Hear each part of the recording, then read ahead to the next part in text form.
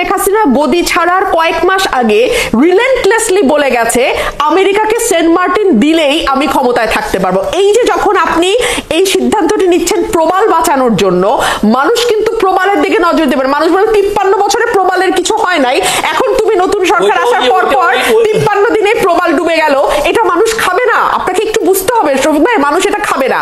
মানুষ বলবে ও তার মানে হাসিনাকে বিদায় করা হয়েছে, তা না, আমেরিকা এখন সেন্ট মার্টিন দখল করবে, এই নেগোসিয়েশন ভিতরে ভিতরে হয়ে গেছে, আমরা জানতে পারছি না। এই কথাটাই কিন্তু শফিক ভাই এতক্ষণ বলার চেষ্টা করছে। মানুষের পারসেপশন, আমি শুরুতে বলেছিলাম যে পারসেপশন পলিটিক্সে ভীষণ রকম ম্যাটার করে শফিক ভাই। আপনারা পারসেপশন থেকে ফুয়েল দেন না, আমরা ফুয়েল তো এটা হবে তো দিবে। আপনি এডুকেটেড লোক হয়ে যদি এটারে ফুয়েল দেন, একটা অ্যাঙ্কর, একটা লিভিং টিভির একটা অ্যাঙ্কর, মানুষের কাছে উনি জানাবে। কিন্তু আপনি পলিথিন বন্ধ হচ্ছে না, আমরা চেষ্টা করছি। নদী উদ্ধার হয়েছে, খাল উদ্ধার হয়েছে, কিচ্ছু হয় নাই। 5.5 মাসের মধ্যে অশ্বডিম্বের পরে এখন প্রবাল দ্বীপ সেন্ট মার্টিন বন্ধ করছেন। এখন মানুষ কি বলবে? 2 4 মিলাবে। আপনি খুবই পপুলিস্ট কথা বলতেছেন। আপনারা কি নতুন রাজনৈতিক দল করতে যাচ্ছে বলে আপনার জানা আছে?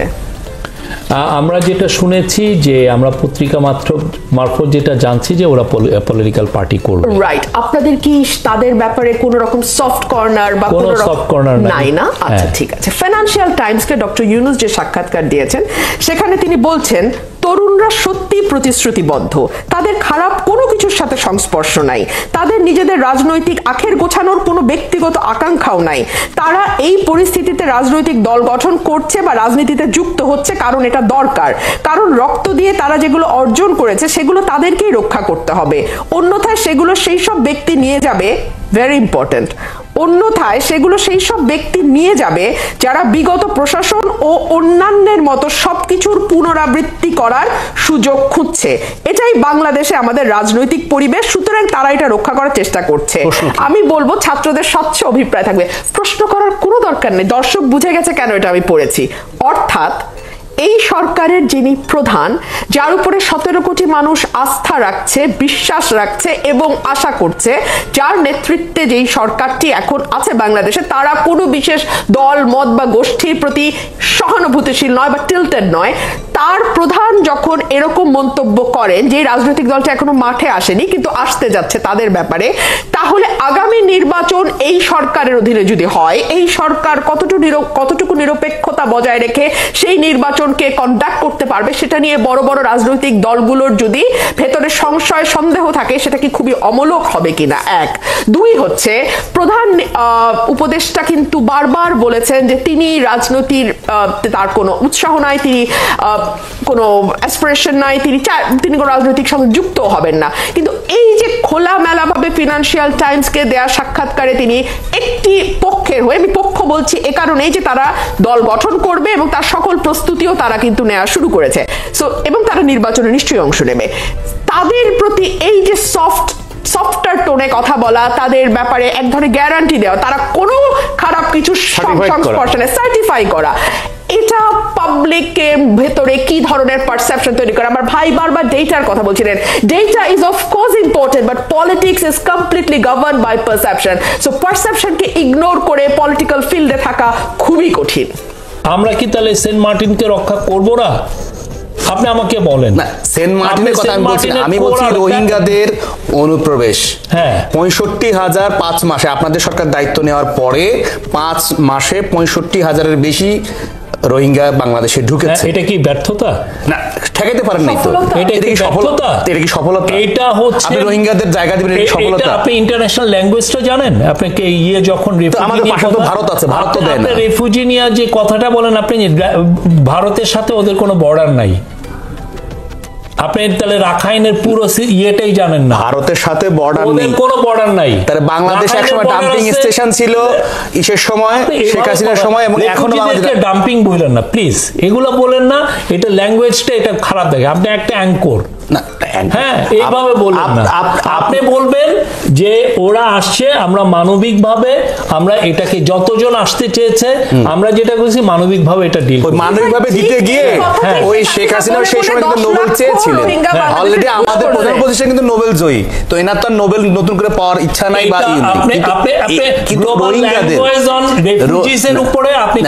রেফিউজিদের উপরে আপনি যেহেতু আন্তর্জাতিক গণমাধ্যমে কাজ করেছেন দীর্ঘ সময়, you know better than me, because আপনার এই বিষয়ে অভিজ্ঞতা আছে, কিন্তু আপনি বলেন যে রোহিঙ্গাদের বাংলাদেশে আশ্রয় দেওয়ার বিষয়ে বাংলাদেশের সামর্থ্য, সক্ষমতা, বাংলাদেশের জনগণ, আমাদের সক্ষমতা নাই, অনেক দেশের নাই।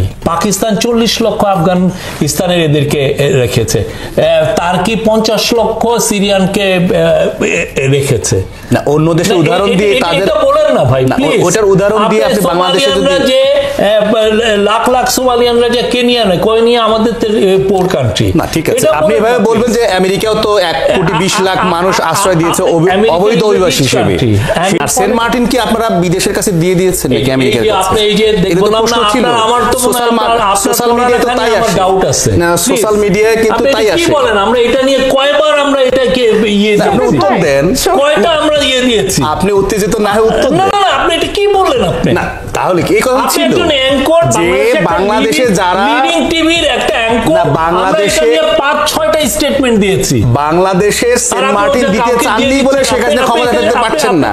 অন্যান্য দেশে হলে আপনাকে নিয়ে কলাম লিখতো, অবশ্যই বাংলাদেশেও লিখবে, বাংলাদেশের সমালোচনা হবে, সমালোচনার উদ্দেশ্য তো আমি না, কিন্তু সেন্ট মার্টিনকে না দেওয়ার কারণে তো আপনি আওয়ামী লীগের কথা বলছেন। না ঠিক আছে, উত্তরটা দেন, কেন উত্তরটা দেন। সেন্ট মার্টিন হচ্ছে একটা কোরাল আইল্যান্ড, খুবই স্পর্শকাতর একটা কোরাল আইল্যান্ড। এটা আনমিটিগেটেড এবং রিলেন্টলেসলি যে এত মানুষ যাচ্ছে সেটাকে সে ধারণ করতে পারছে না। এটার জন্য আমরা টেম্পোরারি একটা মেজার হিসেবে আমরা কিছু ইয়ে করেছি, ট্যুরিজমে এটা কার করছে, এটা গ্লোবালি এটা একটা স্বীকৃত জিনিস। পলিটিক্সে একটা বিষয় খুব গুরুত্বপূর্ণ, that is perception. Perception is reality. মানুষের পর্যবেক্ষণ কি রকম, মানুষের ধারণা কি আপনার সম্পর্কে। আপনি যদি আপাদমস্তক একজন খারাপ মানুষ হন, কিন্তু পাবলিক পারসেপশন যদি হয় আপনি অসাধারণ, পলিটিক্সে ওটাই আপনাকে মাইলেজ দেবে। আপনি যদি ব্যক্তি জীবনে একজন অসাধারণ ব্যক্তি হন, আপনার কাজকর্ম যদি অসাধারণ হয়, মানুষের যদি আপনার সম্পর্কে পারসেপশন হয় খারাপ, আপনার কিন্তু পলিটিক্সে ফেল করা অবধারিত। আপনাকে তো মানতে হবে, আপনি খুনের কথা বলছিলেন, একটা রিপোর্ট প্রকাশিত হয়েছে 947 জন একেবারে রিপোর্টেড খুন গত 4 মাসে। আমি একটু বলি, আচ্ছা গত 4 মাসে 967 জন খুন, আমি বলি, আমি এটা বলি, আমার পরিসংখ্যানটা শেষ করতে দেন, একটু ধৈর্য ধরেন। আপনি লেখেন 4 মাসে 174টা সাম্প্রদায়িক সহিংসতা, 23 জনের মৃত্যু দাবি করছে হিন্দু বৌদ্ধ খ্রিস্টান ঐক্য পরিষদ। 80টি মাজার ভাঙা হয়েছে গত 4 মাসে। নারীদের ফুটবলের 2টো ঘটনা যদি আমি সরিয়েও রাখি, মেহজাবিনের উপরে যেই ঘটনা ঘটেছে, পরিমণির সাথে যেই ঘটনা ঘটেছে, অপু বিশ্বাসের সাথে যেই ঘটনা ঘটেছে, এই ঘটনাগুলো একটা পারসেপশন তৈরি করে যে এই সরকারটি মৌলবাদকে প্রমোট যদি নাও করে থাকে, মৌলবাদকে এক ধরনের আশ্রয় প্রশ্রয় দিচ্ছে। না দিচ্ছে কিনা, আমি আপনারা পলিটিক্যাল গভর্নমেন্ট না, ফাইন, আপনারা পলিটিক্যাল গভর্নমেন্ট, আচ্ছা কোন অর্থে পলিটিক্যাল গভর্নমেন্ট সেটাকে আমি সেই প্রশ্নে আমি আসবো। আচ্ছা কোন অর্থে আপনারা কি ইলেকশন করতে যাচ্ছেন? কারণ সম্প্রতি প্রধান উপদেষ্টা যা বলেছেন সেটা নিয়েও বহু প্রশ্নের জন্ম হয়েছে, আমি সেইখানেও আসবো। বাট তার আগে আপনি আমাকে বলেন, 12,000 কোটি টাকা তোলার জন্য আপনি গরিবের উপরে ভ্যাট বসাইলেন, ফাইন, সাথে সাথে আপনি আবার সেখান থেকে সরে এসছেন যদিও নানান সমালোচনার মুখে। আমি প্রশ্ন করি, আপনি 7,000 কোটি 7,500 কোটি টাকা মহার্ঘ ভাতা কেন আমলাদের জন্য ডিক্লেয়ার করেছিলেন? এবং সেই সময় আপনারা তখন বলেছেন, আপনার কথাও আমি শুনেছি মিডিয়াতে, আপনি বলছেন জীবনযাত্রার ব্যয় বেড়েছে। জীবনযাত্রার ব্যয় কি কেবলমাত্র আমলারা যারা বেতনের চেয়ে ঘুষের উপর অনেক বেশি নির্ভরশীল তাদের জীবনযাত্রার ব্যয় বেড়েছে, কিন্তু যেই রিকশাওয়ালাটি 20 টাকা দিয়ে একটা জুস কিনে এখন তাকে 25 টাকা টাকা দিতে হবে, তার জন্য কি জীবনযাত্রার ব্যয় বাড়ে নাই? কিংবা ধরুন যারা স্কুল শিক্ষক 17,000 টাকা বেতন পান, 19,000 টাকা বলা হয়েছিল এক শিক্ষক, প্রতিবার জানি বলছেন আমি 17,000 টাকা বেতন পাই, সেই প্রাথমিক স্কুল শিক্ষক, তার জন্য কি একটা বিস্কিটের প্যাকেট 20 টাকা থেকে 25 টাকা, তার কি জীবনযাত্রার ব্যয় বাড়ে নাই? সরকারের কাছে প্রাথমিকভাবে দেশের আপামর জনসাধারণের কিছু চাওয়া ছিল। তার একটি চাওয়া হচ্ছে আইন শৃঙ্খলা পরিস্থিতি নিয়ন্ত্রণে থাকবে, নিরাপত্তা থাকবে, জনজীবনের স্বস্তি থাকবে এবং জিনিসপত্রের দাম কিছুটা হলেও নাগালের মধ্যে থাকবে। আমরা খুবই দুঃখের সঙ্গে লক্ষ্য করলাম সরকার এই প্রতিটা ক্ষেত্রেই বেশ মিজারেবলি ফেল করেছে। I am sorry for this language, but আচ্ছা ঠিক আছে, কোনো অসুবিধা নেই, বাট সরকার মিজারেবলি ফেল করেছে বলে আমরা দেখলাম। কেন আমি এই কথাটি বলছি? ঢাকা শহরের ছিনতাই যথেষ্ট কমে এসেছিল, আবার কিন্তু এটি যথেষ্ট পরিমাণে বেড়েছে। এখন এমন অবস্থা হয়েছে যে মানুষকে কুপিয়েও টাকা নিয়ে যাওয়ার ঘটনা এই 2-3 দিন, একদম 2-3 দিন আগে গুলশানে একটা হয়েছে, তার আগে এলিফ্যান্ট রোডে একটা হয়েছে, এরকম হচ্ছে। মোহাম্মদপুরে তো ছিনতাই প্রবণ এলাকা হিসেবেই ডিক্লেয়ার্ড হয়ে গেল। আমরা দেখলাম এই সরকার জিনিসপত্রের দাম নিয়ন্ত্রণ করতে পারছে না। বিবিসির একটি সাক্ষাৎকার আমি আজকে শুনতে শুনতে আসলাম, সেখানে আমাদের অর্থ উপদেষ্টা তিনি সাক্ষাৎকার দিচ্ছিলেন এবং সেখানে তিনি বলছিলেন যে আসলে এটা তো আগের সরকারের লেগেসি আমরা বহন করছি এবং সিন্ডিকেট আগেও যেমন ছিল, নতুন যারা অ্যাসপায়ারিং তারাও এখন এর সঙ্গে যুক্ত হয়েছে, সাথে লোকাল ফোর্সও তো আছে। সো এখন 3 জায়গা থেকে নাকি চাঁদা তোলা বা সিন্ডিকেশন হচ্ছে, সো জিনিসের দাম আসলে নাগালের মধ্যে আসছে না। দেখুন, এই জিনিসটা নিয়ন্ত্রণ করবার জন্যই তো আসলে আপনি সরকারে আছেন এবং আমাদের রাজস্ব যতটুকু আয় হয় তার সবচেয়ে বড় অংশটা আমরা ব্যয় করি একটা সরকারকে পুষবার জন্য, একটা সরকারকে কর্মক্ষম রাখবার জন্য। সো এই যে নাগরিকরা তাদের করের টাকা দিয়ে সরকারকে রাখেন, সরকারকে চালান, তার বিনিময় সরকারের দায়িত্বটা হচ্ছে নাগরিকের এই স্বস্তির জায়গাগুলোকে বা এই কনসার্নের জায়গাগুলোতে কিছুটা স্বস্তি আনা। সরকার গত 6 মাসে কিন্তু এটা পারে নাই। আমি আজকে একটা রিপোর্ট দেখছিলাম, বিদেশি সংস্থার রিপোর্ট, তারা বলছিল, সম্ভবত ইন্টারন্যাশনাল ক্রাইসিস গ্রুপের রিপোর্ট, তারা বলছিল সরকারের হানিমুন পিরিয়ড কিন্তু ওভার। সো এই honeymoon period over, grace period over, so এখন তো আসলে সরকারকে আমরা খুবই ক্রিটিক্যালি বিচার করব। আর যেই সরকারের হাতে 5 বছর সময় থাকে তার জন্য আপনি 5 মাস মনে করতে পারেন, আচ্ছা ইটস ওকে, বাট যেই সরকারের হাতে সময় 5 বছরের কম, কত কম আমি সেটা বলছি না, এটা আমাদের প্রধান উপদেষ্টাই বলেছেন যে এটা তো আসলে তার চেয়ে অনেক কম হওয়ার কথা। সো আমি অনেক কম ধরে নিয়েই বলছি 5 মাস কি তাহলে যথেষ্ট সময় নয়? সো এই জায়গাগুলোতে আসলে সরকার যদি মানুষকে স্বস্তি দিতে পারতো, শফিক ভাই। স্ট্যাটিস্টিক্স নিচ্ছি, প্রতি মান্থলি ছিনতাইয়ের পরিমাণ কি বাড়ছে না কমছে আমরা, এবং এই স্ট্যাটিস্টিক্সগুলো আমরা সবাইকে দিচ্ছি পুরো দেশ ইয়েতে। না, বাস্তবতা তো আপনি বাস্তবতা তো স্ট্যাটিস্টিক্সই তো বাস্তবতা বলে। আপনি যদি বলেন যে আমার পাশের বাসায় একটা ছিনতাই হয়েছে, অতএব ওইটা দিয়ে আপনি বললেন, এক্সট্রাপোলেট করলেন যে আমাদের ছিনতাই বেড়ে গেছে, ঠিক না? আপনি যদি মোহাম্মদপুরে গত 3 দিনে 3টা ছিনতাই হয়েছে, তা দিয়ে আপনি বলছেন যে ছিনতাই। একটা গভর্নমেন্ট যখন কাজ করে সে অ্যাকুমুলেটেড ডেটা নিয়ে কাজ করে। শুনেন, ডেটাগুলো দিয়ে আপনি কথা বলবেন।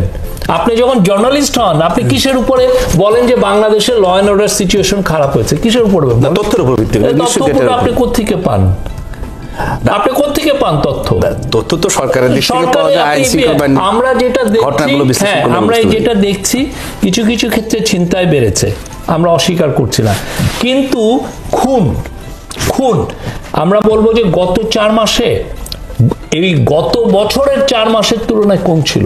আচ্ছা, আর একটা হচ্ছে যে জিনিসপত্রের দাম, আমরা যে ইকোনমিকে ইনহেরিট করেছি, হ্যাঁ, যা পেয়েছেন, ওইটা যদি কোনো পলিটিক্যাল পার্টি হতো তাহলে এতদিনের এই গভর্নমেন্টটা পুরো ইয়ে হয়ে যেত। কি জন্য? ইটস এ কলাপস করতো।